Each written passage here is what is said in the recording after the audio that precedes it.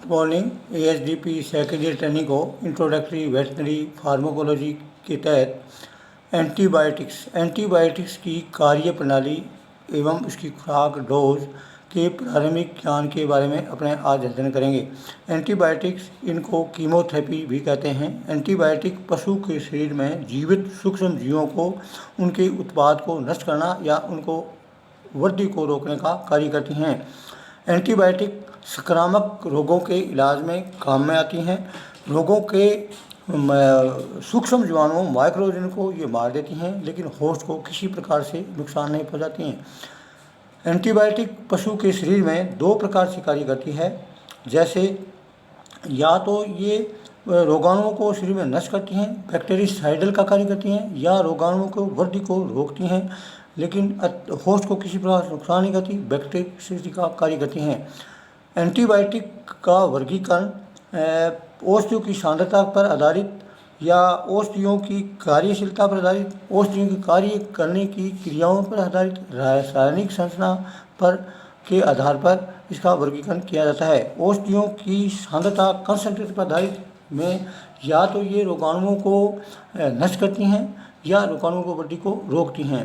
औषधियों को क्रियाशीलता पर आधारित ये जीवाणुओं की कोशिका की सेल वाल को बनने से रोकने वाली औषधियाँ, जैसे पेनिसिलिन, बैक्टीरियसिन, बैक्टीरियल सेल की प्रीमिलिटी को बढ़ाकर सेल मेम्ब्रेन के कार्य को अवरुद्ध करने वाली औषधियाँ, जैसे पोलीमिक्सिन आदि, बैक्टीरिया के माइक्रोट्यूब्यूल्स, माइक्रोफिलामेंट पर असर डालने वाली औषधियाँ जैसे ग्रेसियोफिल्मिन, बैक्टीरिया एवं प्रोटीन के सिंथेसिस को रोकने वाली औषधियाँ जैसे टेट्रासाइक्लिन, स्ट्रेप्टोमाइसिन, रिफाम्पिसिन, और ऐसी औषधियाँ जो न्यूक्लिक एसिड के संश्लेषण को रोकने का कार्य करती हैं, जैसे एक्रिप्लिन, प्रोफ्लेविन, और जीवाणुओं बैक्टीरिया के फोलिक एसिड के सिंथेसिस को रोकने वाली औषधियाँ जैसे ट्राइमेथोप्रिम।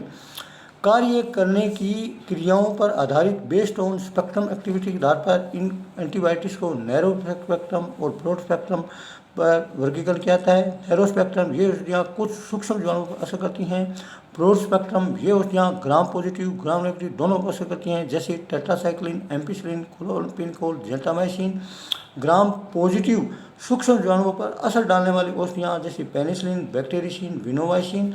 ग्राम नेगेटिव सूक्ष्म जीवाणुओं पर असर डालने वाली औषधियाँ जैसे स्ट्रेप्टोमाइसिन, नियोमाइसिन आदि।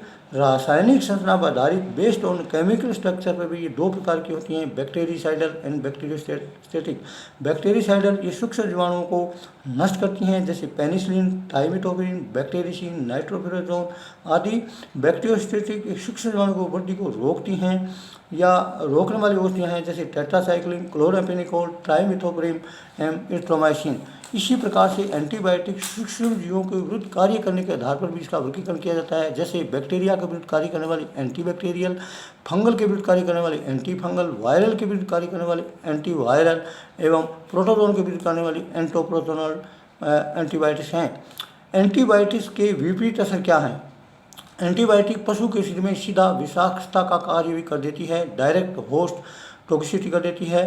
एंटीबायोटिक औषधियाँ दूसरी औषधियों पर विपरीत असर भी डालती हैं, adverse interaction with other drugs भी करती हैं। औषधियाँ रूमिनेंट्स के पाचन तंत्र में उपस्थित लाभदायक सूक्ष्म परजीवी माइक्रोफ्लोरा पर भी विपरीत असर डालती हैं, जिससे इनकी वृद्धि रुक जाती है या उनको मार देती है, जिससे पाचन क्रिया पर सीधा असर पड़ता है।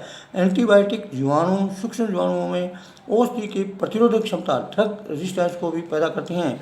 एंटीबायोटिक पशु के शरीर में ऐसी टॉक्सिन पैदा कर देती हैं, जिससे पशु उत्पाद जैसे मीट, मिल्क आदि का उपयोग मानव के लिए लाभकारी नहीं होता। कुछ एंटीबायोटिक होस्ट का इम्यून सिस्टम भी बदल देती हैं। कुछ एंटीबायोटिक हाइपर सेंसिटिविटी पैदा करती हैं, अर्थात एलर्जिक रिएक्शन भी होने लगता है, इससे हो जाता है। धन्यवाद।